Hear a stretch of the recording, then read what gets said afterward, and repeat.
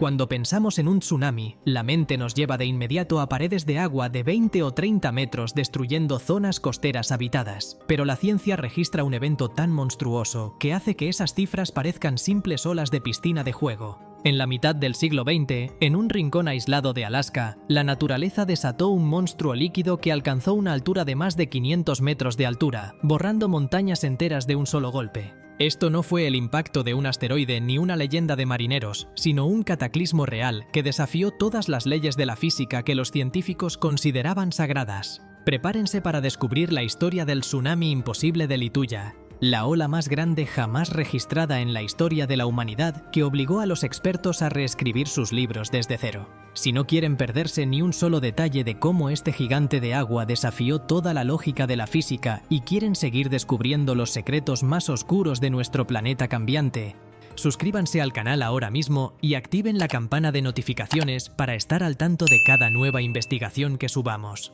Para entender la magnitud de este evento sin precedentes, debemos viajar en el tiempo al mes de julio del año 1958, en una estrecha bahía en forma de T que se adentra en la costa sur de Alaska. La bahía de Lituya es un fiordo profundo rodeado por imponentes montañas cubiertas de glaciares milenarios, un paisaje de una belleza natural tan abrumadora como peligrosa debido a que se encuentra ubicado directamente sobre una de las fallas tectónicas más activas de toda la región norte del continente americano. Aquella noche de verano, el silencio absoluto de la naturaleza salvaje fue roto de golpe a las 10:40, cuando un terremoto masivo de magnitud 8,3 sacudió la corteza terrestre con una violencia inusitada que se sintió a cientos de kilómetros de distancia. El brutal movimiento sísmico desestabilizó por completo las paredes escarpadas de las montañas que coronaban el fondo del fiordo, provocando que una masa gigantesca de roca sólida calculada en más de 30 millones de metros cúbicos se desprendiera desde una altura de casi 1000 metros de elevación directamente hacia las profundidades heladas de la bahía.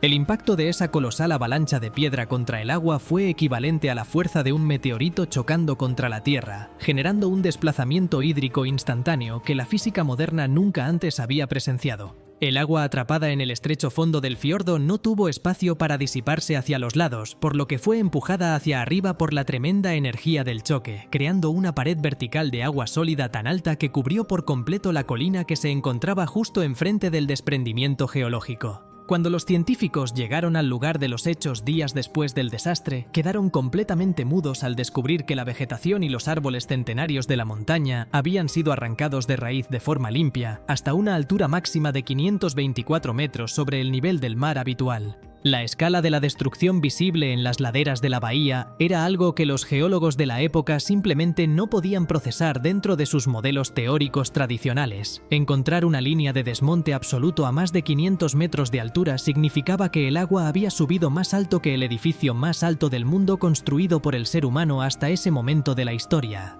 Para ponerlo en una perspectiva que resulte verdaderamente comprensible, la ola generada en ese fiordo aislado habría cubierto por completo la estructura del Empire State en Nueva York o la Torre Eiffel en París, transformando el paisaje montañoso en una zona de desastre completamente pelada en un abrir y cerrar de ojos. Los árboles gigantescos de la costa, muchos de los cuales tenían diámetros de varios metros y habían resistido tormentas árticas durante siglos, fueron triturados como si fueran simples fósforos y arrojados al agua, creando una alfombra flotante de millones de troncos astillados que cubría la superficie de la bahía de extremo a extremo. En medio de este escenario apocalíptico e inesperado, se encontraban 3 pequeños barcos de pesca de madera que habían entrado a la bahía para buscar refugio de las corrientes del océano exterior antes de que comenzara el sismo nocturno. Los tripulantes de estas embarcaciones pasaron de dormir plácidamente en sus literas a verse atrapados en la peor pesadilla hidrodinámica que un marino pueda experimentar en toda su vida profesional.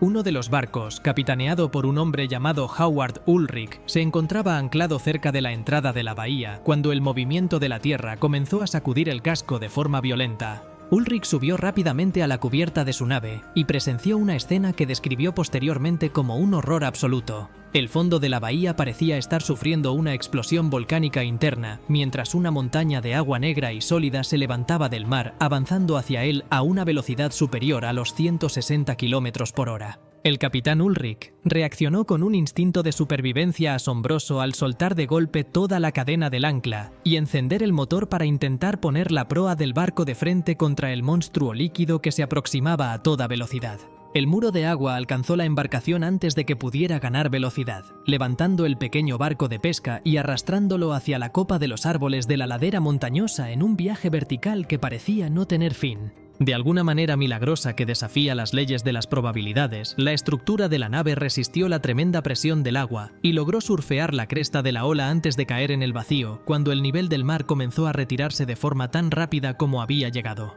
Si quieren profundizar en más historias de supervivencia extrema frente a los caprichos más salvajes de la geografía terrestre y desean ayudarnos a que este contenido llegue a más entusiastas de los misterios de la naturaleza, denle un me gusta a este video ahora mismo y compártanlo en sus redes sociales preferidas. El destino de las otras dos embarcaciones que se encontraban dentro del fiordo aquella noche de terror ejemplifica a la perfección la delgada línea que separa la vida de la muerte cuando la naturaleza se desata con toda su furia. Un barco tripulado por el pescador William Swanson y su esposa se encontraba en una posición diferente cerca de la entrada de la bahía, lo que les permitió presenciar la aproximación de la ola desde un ángulo verdaderamente aterrador. Swanson relató posteriormente que vio cómo el muro de agua sólida alcanzaba una altura tan descomunal que sobrepasaba las laderas y los árboles de la costa, elevando su pequeña nave de madera por encima de la lengua de tierra que separaba la bahía segura del Océano Pacífico exterior. El barco navegó literalmente por el aire sobre la copa de los pinos antes de que la ola rompiera de forma violenta en el mar abierto, destrozando la estructura de la embarcación y obligando a la pareja a lanzarse a las aguas heladas en un bote salvavidas improvisado donde sobrevivieron de milagro.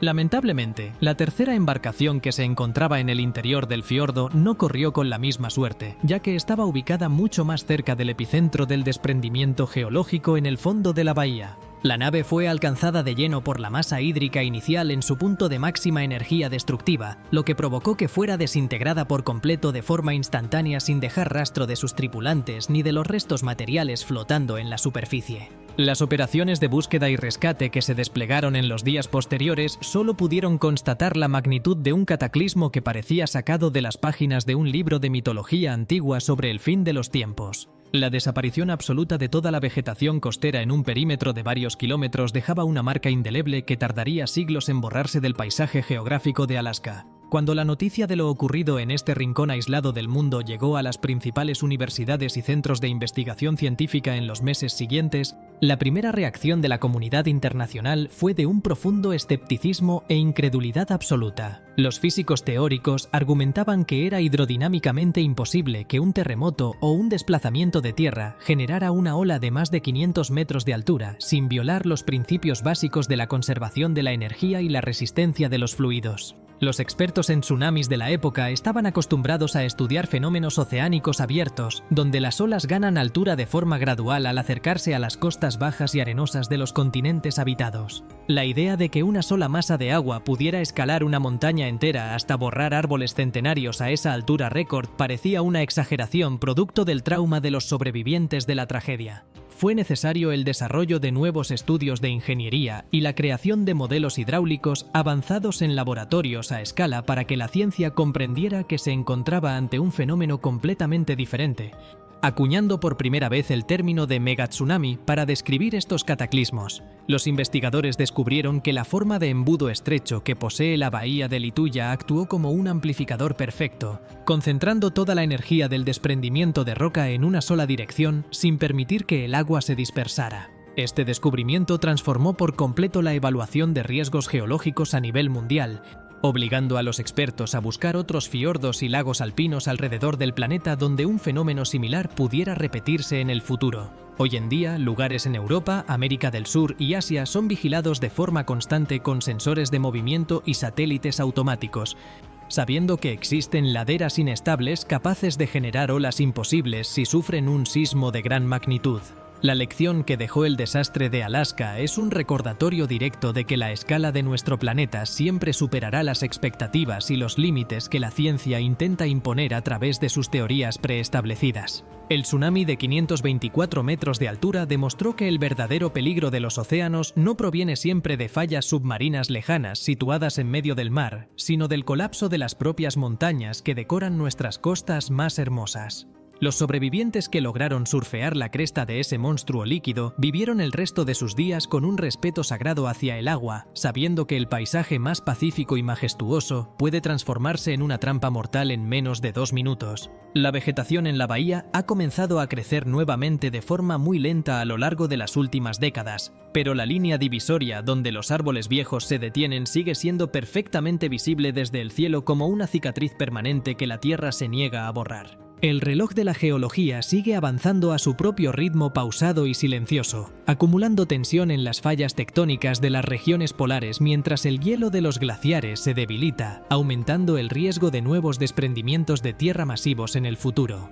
La bahía de Lituya volverá a sufrir un gran cataclismo tarde o temprano, porque las fuerzas que crearon esa grieta geológica siguen estando completamente vivas y activas debajo de la superficie de Alaska. Cuando la próxima montaña decida caer al mar y el agua se levante una vez más hacia los cielos, solo la capacidad de observación y el entendimiento científico de estos fenómenos determinarán cuántas personas podrán ponerse a salvo a tiempo. Si quieren seguir expandiendo sus mentes con los relatos más asombrosos sobre supervivencia extrema y desean apoyar este canal para que continuemos desenterrando las crónicas más impactantes de la ciencia moderna, les pedimos que se unan a nuestra comunidad. Suscríbanse ahora mismo, compartan este video con todos sus conocidos en redes sociales y dejen un comentario expresando qué habrían hecho ustedes si hubieran estado en uno de esos barcos esa noche.